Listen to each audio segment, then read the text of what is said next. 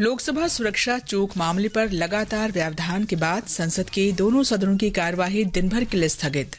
14 विपक्षी सांसद अभद्र व्यवहार के कारण पूरे सत्र के लिए निलंबित। राष्ट्रपति द्रौपदी मुर्मू ने ऊर्जा संरक्षण के लिए नवीन प्रौद्योगिकी अपनाने की आवश्यकता पर बल दिया। अमेरिकी फेडरल रिजर्व द्वारा ब्याज दरों में और बढ़ोतरी न करने के संकेत के बाद सेंसेक्स और निफ्टी रिकॉर्ड ऊंचाई पर पहुंचे। मलेशिया में पुरुष हॉकी जूनियर विश्व कप के सेमीफाइनल में जर्मनी ने भारत को 4-1 से हराया और जोहान्सबर्ग में भारत तथा दक्षिण अफ्रीका के बीच तीसरा और अंतिम T20 क्रिकेट मैच जारी।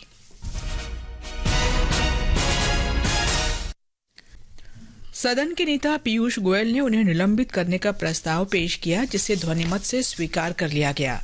सभापति के कई बार निर्देश देने के बावजूद श्री ओब्रायन के सदन छोड़ने से इनकार करने पर उनके अनुचित व्यवहार और सभापति की आज्ञा की अवहेलना करने से जुड़े मामले को विशेषाधिकार समिति को भेजने का प्रस्ताव पेश किया गया। समिति से 3 महीने के भीतर रिपोर्ट देने को कहा गया है।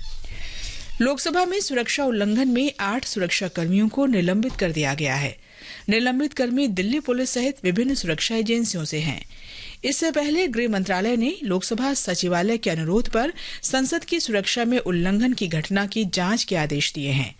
केंद्रीय रिजर्व पुलिस बल सीआरपीएफ के महानिदेशक अनीश दयाल सिंह की अगुवाई में एक जांच समिति गठित की गई है। जांच समिति संसद की सुरक्षा में सेंध के कारणों की जांच के अलावा खामियों की पहचान करेगी और आगे की कार्रवाई की सिफारिश करेगी।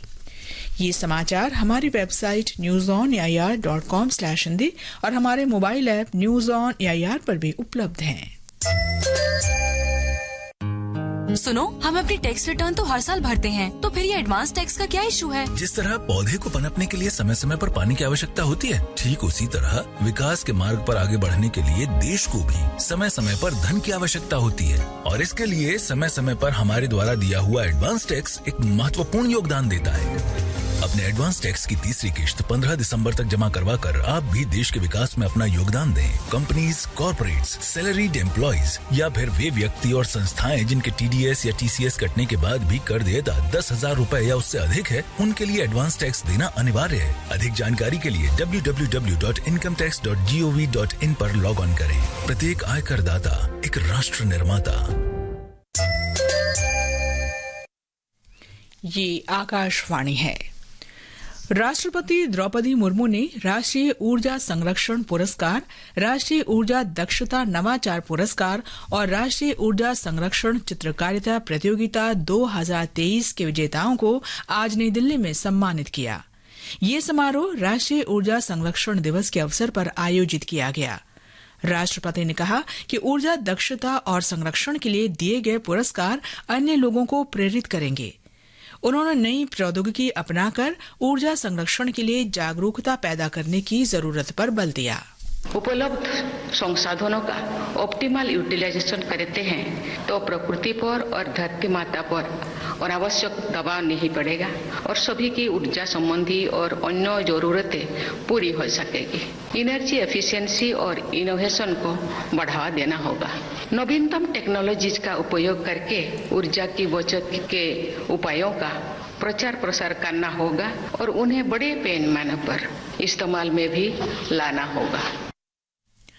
कृषि मंत्री अर्जुन मुंडा ने आज नई दिल्ली में आसियान भारत मिलेट महोत्सव का उद्घाटन किया।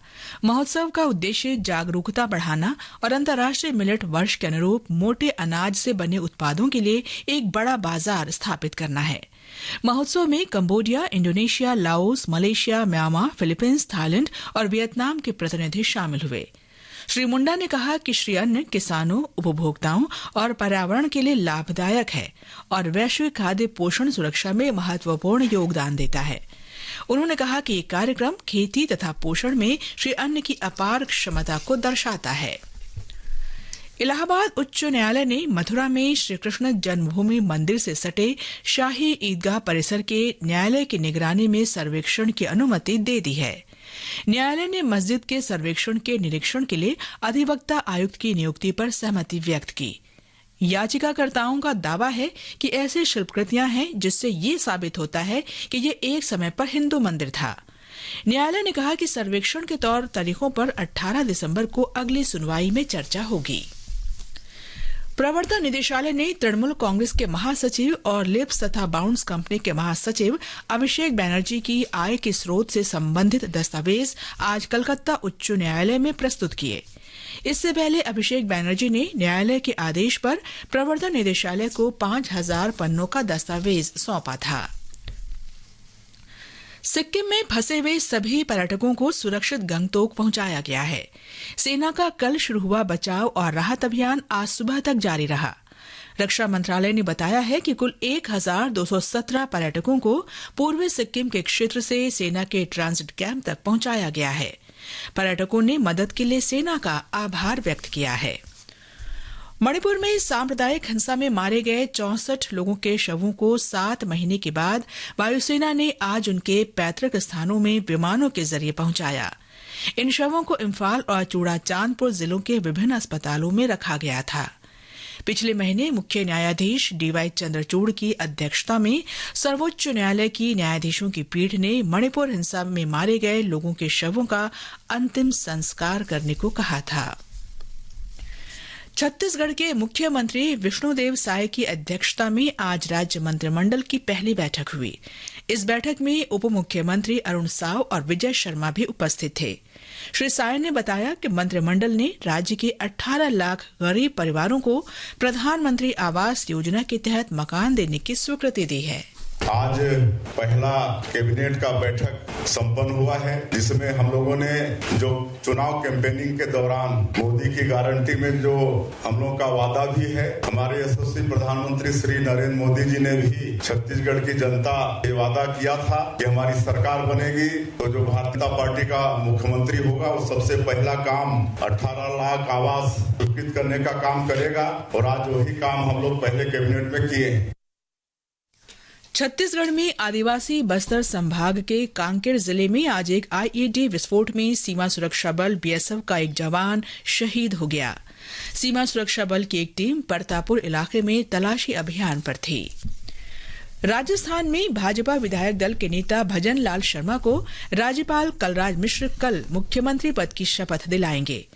2 उप मुख्यमंत्री दया कुमारी और प्रेमचंद बैरवा भी कल शपथ लेंगे। शपथ ग्रहण समारोह जयपुर के अल्बर्ट हॉल में सुबह 11:15 बजे होगा। कार्यक्रम में प्रधानमंत्री नरेंद्र मोदी, गृहमंत्री अमित शाह और राष्ट्रीय अध्यक्ष जेपी नड्डा शामिल होंगे। दिल्ली के उपराज्यपाल वीके सक्सेना और मुख्यमंत्री अरविंद केजरीवाल ने आज राष्ट्रीय राजधानी में 500 इलेक्ट्रिक बसों को रवाना किया। इस वर्ष सितंबर माह में 400 ई बसों को शुरू किया गया था। उपराज्यपाल ने कहा कि ये इलेक्ट्रिक बसें एक मजबूत और स्वच्छ सार्वजनिक परिवहन के बुनियादी ढांचे के निर्माण के लिए फेम 2 योजना के तहत केंद्र सरकार द्वारा प्रदान की गई हैं। आज जो हम लोगों ने 500 बसेस को रिलीज किया है वो ट्रांसमिट करेंगी पोल्यूशन को, यही हमारे लिए सबसे बड़ी खुशी की बात है। और इस तरीके की नई नई चीजें और ऐड होती चली जाएंगी। दिल्ली को हमें और बेहतर करना है, इसके लिए पूरे प्रयास चल रहे हैं। ये समाचार आप आकाशवाणी से सुन रहे हैं। समाचार संध्या में आपका फिर स्वागत है। अमेरिका के केंद्रीय बैंक फेडरल रिजर्व ने लगातार तीसरी बार अपनी प्रमुख ब्याज दर बरकरार रखी है। फेडरल रिजर्व द्वारा ब्याज दरों में और बढ़ोतरी न करने के संकेत के बाद सेंसेक्स और निफ्टी आज रिकॉर्ड ऊंचाई पर पहुंचे। आर्थिक जगत की खबरों के साथ हैं सोनू सूद।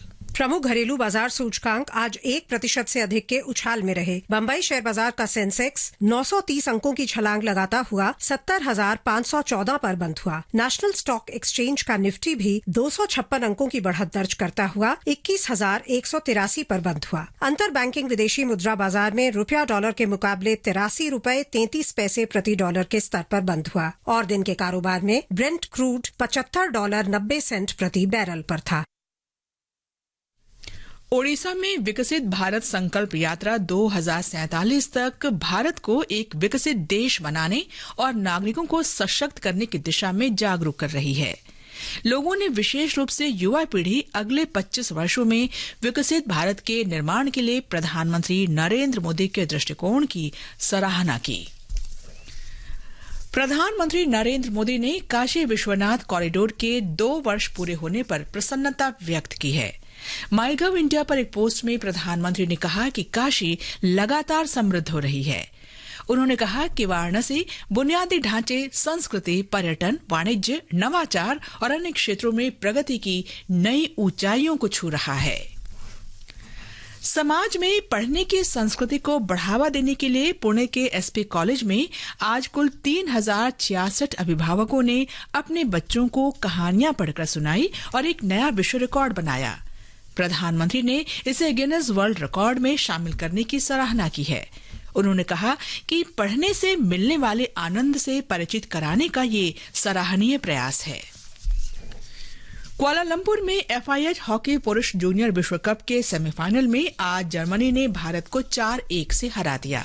भारत की ओर से एकमात्र गोल सुदीप ने किया। भारत तथा दक्षिण अफ्रीका के बीच 3 T20 क्रिकेट मैचों की श्रृंखला का तीसरा मैच जोहान्सबर्ग में खेला जा रहा है। दक्षिण अफ्रीका ने टॉस जीतकर पहले गेंदबाजी का फैसला किया। ताजा समाचार मिलने तक भारत ने 5वें ओवर में 2 विकेट पर 56 रन बना लिए हैं। इससे पहले दूसरे मुकाबले में भारत को दक्षिण अफ्रीका से 5 विकेट से हार का सामना करना पड़ा था, जबकि पहला मैच बारिश के कारण नहीं हो सका था। दिल्ली में इंडिया पैरा गेम्स में हरियाणा 34 स्वर्ण, 36 रजत और 18 कांस्य पदकों के साथ कुल 88 पदक लेकर तालिका में शीर्ष पर बना हुआ है। उत्तर प्रदेश 24 स्वर्ण के साथ दूसरे और तमिलनाडु 17 स्वर्ण के साथ तीसरे स्थान पर है। खेलो इंडिया पैरा गेम्स में आज पैरा टेबल टेनिस और पैरा सीपी फुटबॉल की प्रतियोगिताएं आयोजित की गईं। अंत में मुख्य समाचार एक बार फिर। लोकसभा सुरक्षा चूक मामले पर लगातार व्यवधान के बाद संसद के दोनों सदनों की कार्यवाही दिन भर के लिए स्थगित। 14 विपक्षी सांसद अभद्र व्यवहार के कारण पूरे सत्र के लिए निलंबित। राष्ट्रपति द्रौपदी मुर्मू ने ऊर्जा संरक्षण के लिए नवीन प्रौद्योगिकी अपनाने की आवश्यकता पर बल दिया। अमेरिकी फेडरल रिजर्व द्वारा ब्याज दरों में और बढ़ोतरी न करने के संकेत के बाद सेंसेक्स और निफ्टी रिकॉर्ड ऊंचाई पर पहुंचे। मलेशिया में पुरुष हॉकी जूनियर विश्व कप के सेमीफाइनल में जर्मनी ने भारत को 4-1 से हराया और जोहान्सबर्ग में भारत तथा दक्षिण अफ्रीका के बीच तीसरा और अंतिम T20 क्रिकेट मैच जारी। इसके साथ ही समाचार संध्या का ये अंक समाप्त हुआ। नमस्कार।